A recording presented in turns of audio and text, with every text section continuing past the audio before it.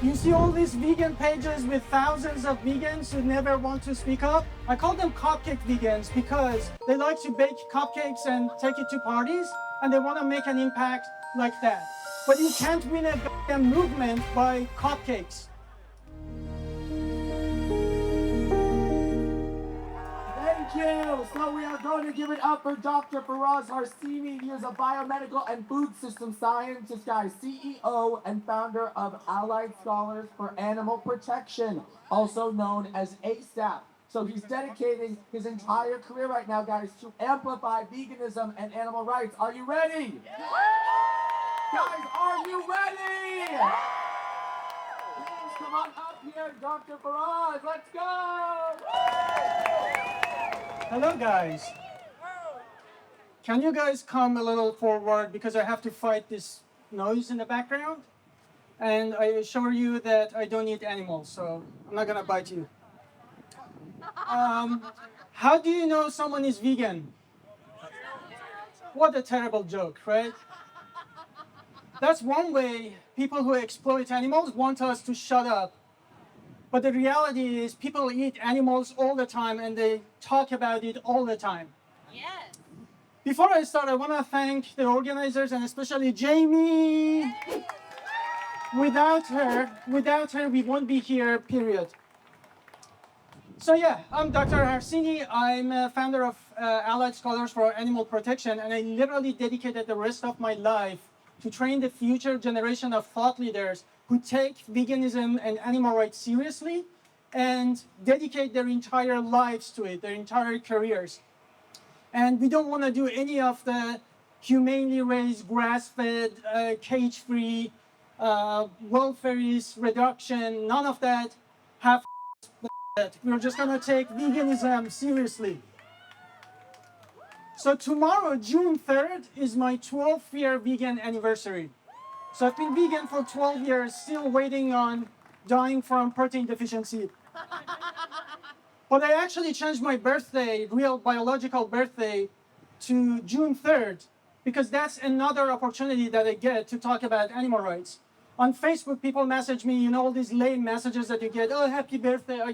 Thank you so much. Are you vegan? Because this is my vegan anniversary. And I make them regret telling me happy birthday. But really, veganism is the best thing I've ever done in my life, and my only regret is that I didn't do it sooner. I want to say how much I respect you all, because you could be doing anything else with your life, and you decided to be here and fight for animals.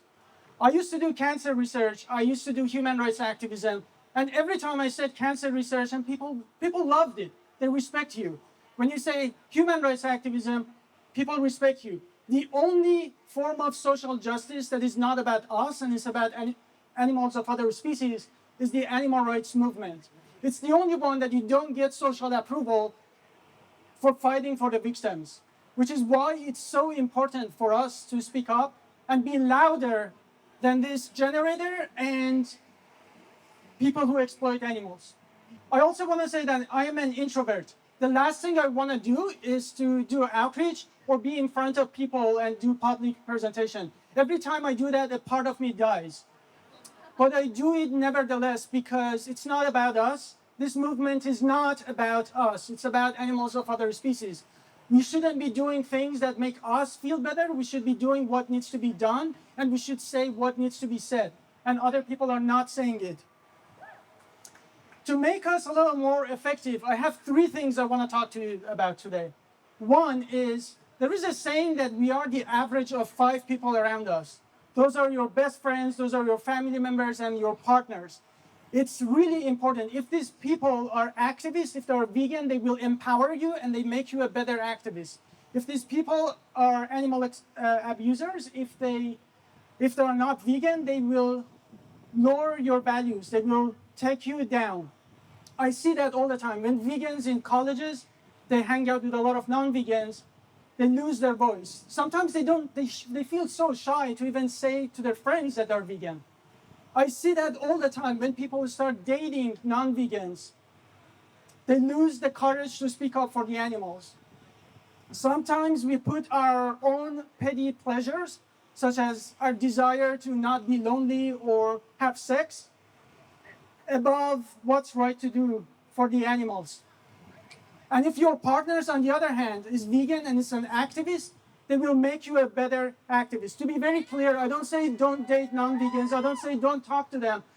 Do it, get them active, get them vegan, give them a chance. Everybody gets a chance. A hunter, an animal farmer gets a chance. But at the end of the day, they either align their actions with their values or not. We would never compromise for any other form of injustice. I would never date someone. Imagine if I was a Black Lives Matter activist and my partner was racist. It just doesn't make sense. We will never compromise. It's only when it comes to animal rights that even us, vegans and activists, sometimes compromise. So keep that in mind. Whatever you do, don't compromise.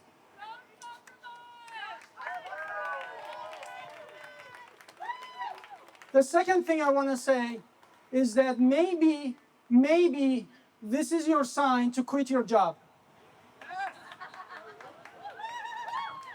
We have 20, 30, 40 years left, something like that.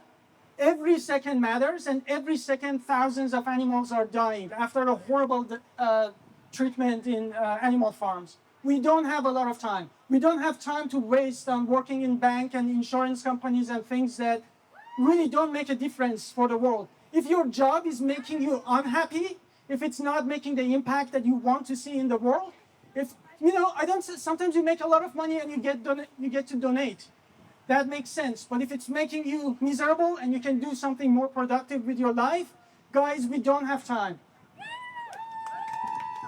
And to be clear, I don't say that everyone should work for animal rights organizations and nonprofits. There are so many other works and jobs that are related to animal rights. You can make an impact, big impact for animals. Sometimes it's like working even for the government, right?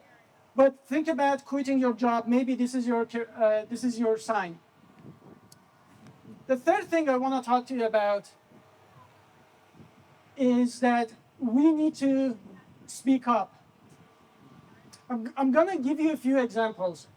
Just a few months ago, there was a study that came out of Harvard and Tufts University. It said that women who eat more protein, plant-based proteins, age healthier and they have fewer chronic diseases. It was a very strong and large study. How do you think media reported this? They said, warning vegans, you need meat to be healthy. This was 100% against what the conclusion of the paper was. There is a war against veganism. You may resonate with this. When you go to work, your colleagues are not shying away about having barbecue last night. They don't shy away to talk about hunting. They don't shy away to talk about their fishing. Think about fishing. People enjoy it. They walk around, you walk around, you see all these people dragging these animals out of water and suffocating them to death for pleasure, and somehow this is normalized in our society. They don't shy away to talk about this stuff. Every TV advertisement has animal exploitation in it. I was at the gym, my fucking treadmill was showing me animal exploitation. The TV, the screen on the treadmill had animal exploitation in it. Non-vegans, they don't shy away from speaking up. We need to be louder. We need to use every opportunity to speak up. There is no other form of social justice that advanced because people shied away. The last thing I want to complain about is cupcake vegans. Have you heard that? You see all these vegan pages with thousands of vegans who never want to speak up? Yeah, I'm talking about them. I call them cupcake vegans because they like to bake cupcakes and take it to parties, and they want to make an impact like that. Don't take me wrong. Giving non-vegans good vegan food is good to show them that you can be healthy and eat tasty food. But you can't win a movement by cupcakes. And these people always tell you, yeah, I just want to, play, just be a good role model, I don't want to push my beliefs on other people. You do you, man. We would never do that for any other social issue. We would never say, I'm not going to. Think about it. If somebody was killing a dog in front of you, you would take action. You're not going to worry about other people calling you judgmental. One of the biggest problems I see with animal rights movement is that vegans are so worried about being called judgmental and pushy. We'll go to a slaughterhouse and then we talk about who's pushing their ideas on other animals.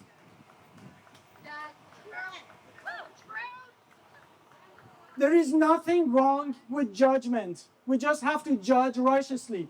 If someone was raping someone else, if someone was beating a dog or a child, we will take action. We are not going to say, I'm not going to judge you, you do you, right? Of course we judge. We shouldn't judge people for things they don't have a control over, such as the way they look, things that they don't decide. But on their actions, absolutely, we should judge people and we need to take action. Animal oppression is the worst form of oppression, period. Statistically, logically, rationally, mathematically, ethically, morally, there is nothing that causes so much suffering as much as animal oppression. And there is no other cause that we can dedicate our entire life and every second to it. Animals cannot afford to have us not at our 100%. They cannot afford us to dilute the animal rights mission with other causes. This is a mission for animal rights. So let's not shut up. We need to speak up. We need to use every opportunity, our careers, our donations, whatever we can do.